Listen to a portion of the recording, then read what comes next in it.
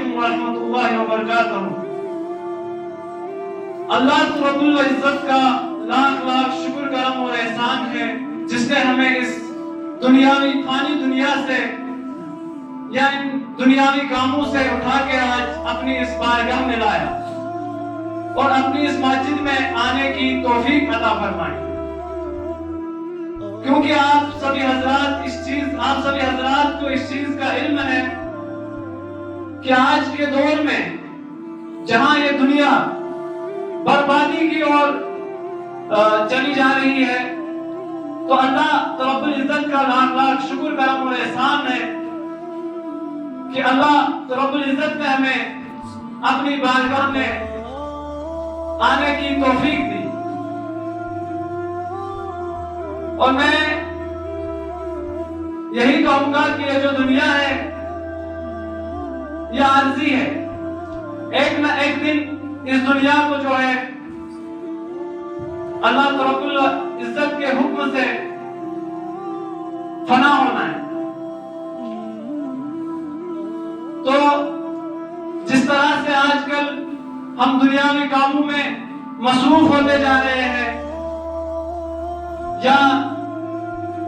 اس دنیا سے کہیں نہ کہیں جو ہے کہ ہم دل لگا بیٹھے ہیں، تو میں یہی کہوں گا کہ یہ ہمارے لیے فائدے کی چیز نہیں ہے۔ کہیں نہ کہیں ہم خود کو جو ہے وہ خسارے میں ڈال رہے ہیں، کیونکہ اللہ رب العزت نے قرآن میں صاف صاف فرمایا ہے کہ اذا زلزلت الارض زلزالہا، کہ یہ جو زمین ہے، یہ جو دنیا ہے، ایک نہ ایک دن اسے یہاں کیا بولتے ہیں کہ زور زور سے ہلا کر جو ہے وہ تباہ و برباد کیا جائے گا۔ یعنی میں بات کر رہا ہوں قیامت کے دن کی، جس کا آنا ضروری ہے اور ہر انسان کو اس چیز کی فکر ہونی چاہیے، اور جو حکم اللہ رب العزت نے دیا ہے ہمیں اس چیز کا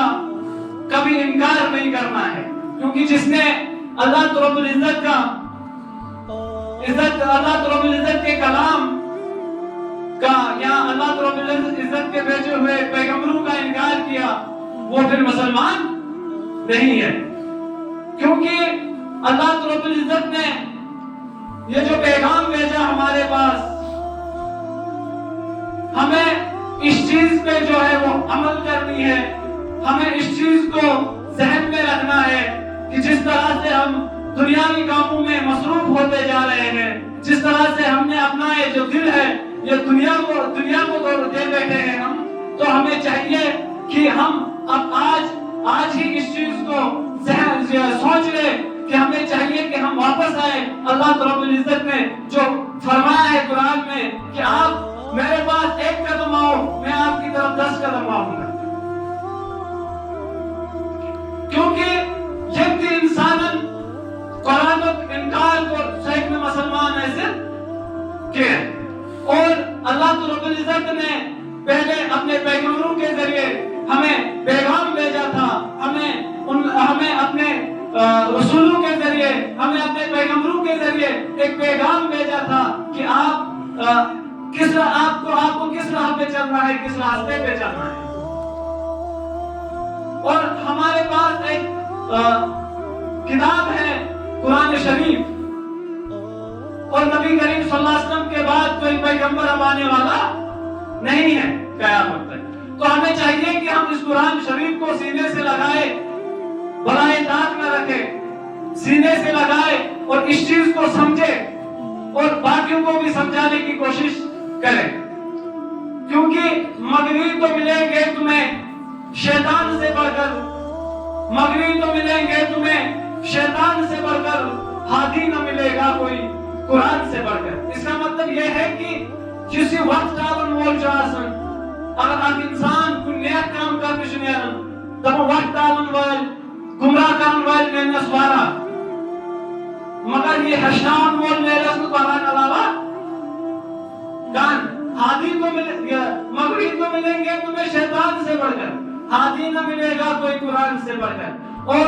گزشتہ کنن نوجوانوں من جو ہمارے بزرگ تھے، انہوں نے اپنے زمانے میں اچھا کیا،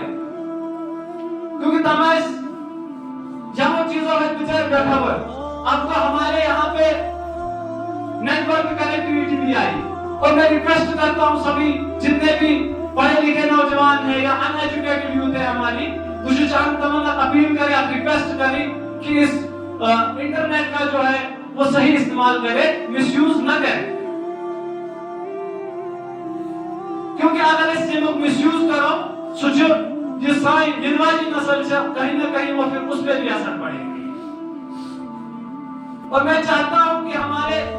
गांव के जितने भी नौजवान हैं, क्योंकि ये गीता के हज़ार में से सारे पढ़े लिखे हैं, शायद नहीं पता अब मैं एक तालिब इल्म हूं, मुझे उम्मीद है कि अगर मुझसे कोई गलती होगी, आप सभी पढ़े लिखे हज़रात हो, आप मेरी गलती को जो है वो माफ करोगे। और कुछ तमाम नौजवानों की रिक्वेस्ट करें कि इस चीज का जो है वो मिसयूज ना करें, अच्छा इस्तेमाल करें, बेहतरी का इस्तेमाल करें।